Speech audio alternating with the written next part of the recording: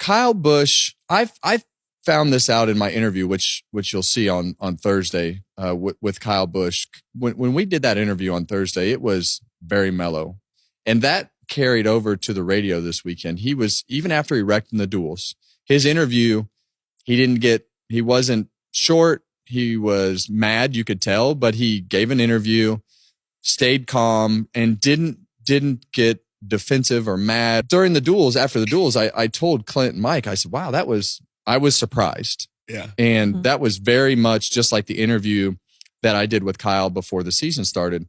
Which was great. And when he had everything happen in the 500, I think he knew how fast his car was, because Kyle Busch had one of the best cars all day. He was able to drive from the back every time they screwed something up and drive back to the front, and was in contention late before everything went down. But his last pit stop that he had the wheel almost fall off, going through and staying calm in that particular moment, the wheel didn't come off. There were no penalties. He got back to pit road and got right back into the front. And I think that'll pay dividends for Kyle as he goes through the year. If he can maintain that demeanor and be the leader of that particular team and use his skills to be beneficial like he needs to, he's going to be successful this year. I wanted to ask you guys about a very familiar face that was out there this weekend, of course, Jimmie Johnson, and the duels and the emotions of his day, and his daughter was there, of course. What'd you guys think about that? When he got out of that car, I saw things out of Jimmie Johnson I have never seen before, because